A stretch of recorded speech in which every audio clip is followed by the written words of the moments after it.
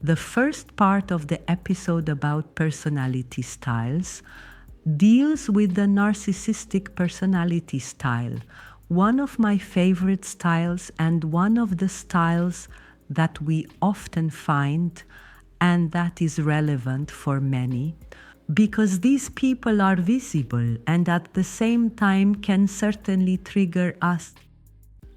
Sometimes we hear, because it is also much discussed in the media and press, this topic, a statement like, "He is such a narcissist." So I hear this phrase quite frequently as a description of people.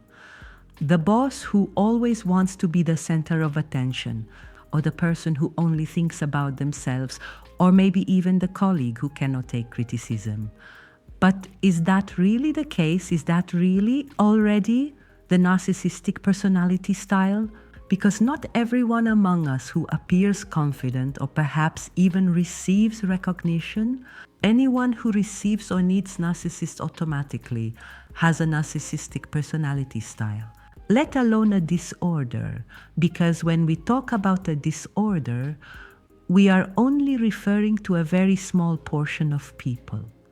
Therefore, please be cautious with such statements and labels which are used far too often and not differentiated enough.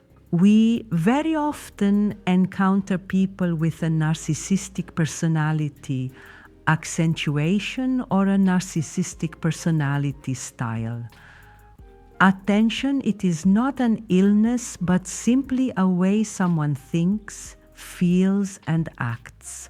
And it can be both impressive and truly challenging.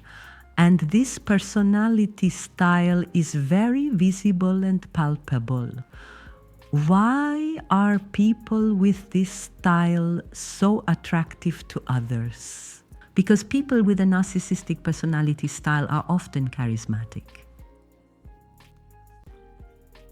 confident, present. They enter the room and you see and feel them. They know exactly what to say to virtually win others over and capture attention. And of course, this is also the case in private. There too, they seem impressive at first glance. They are attentive and charming there as well. They know exactly what to say to win others over.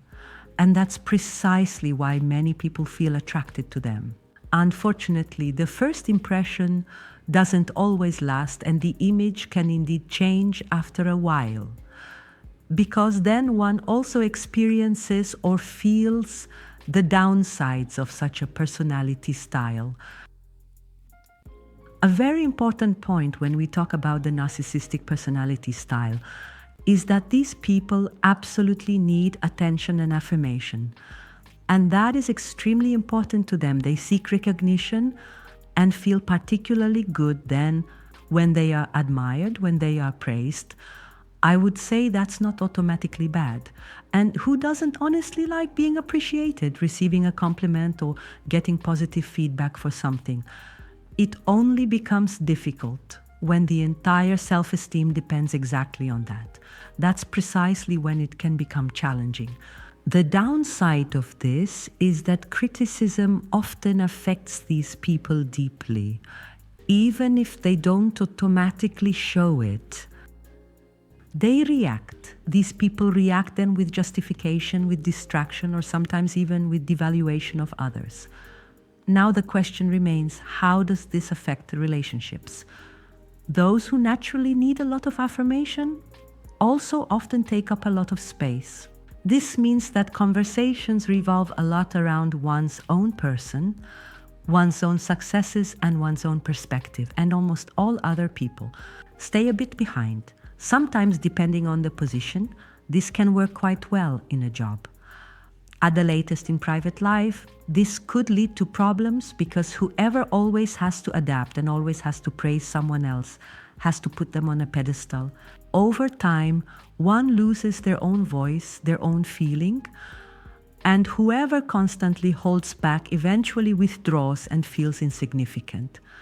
And this is exactly the point where fascination can eventually turn into frustration. And the question arises, is it just a style or is it something more when we talk about this expression? Not every person with these traits would we automatically label as difficult to deal with, because many people with a narcissistic personality style, they are particularly successful, are inspiring, and can be virtually true leaders. That's what I meant earlier with they appear charismatic. It is or becomes problematic when someone is only focused on themselves, when the style is too strong, when there is no real empathy or space for others. When recognition is not just important but almost absolutely necessary, and a lot is done to truly receive it, then this personality style can become taxing for the environment and, of course, also for the person themselves, because it naturally alienates people. Why is it important to understand this exactly? If you know your own personality style, which every person has, maybe we also have 2 or 3 styles, you can deal much more consciously with others and yourself. If you recognize how others tick, of course, you can also interact much better with other people without twisting yourself and without constantly holding back, because you understand this behavior is almost not only related to oneself, but is a fundamental behavior pattern of this person, independent of oneself. That means one can practically maintain a bit of emotional distance. And especially with the narcissistic personality style, it is helpful to look closely at where the strengths are, where the challenges are, and how to best stay in balance. In the next part, we will look at how this personality style is displayed in relationships and how you can handle it wisely and confidently.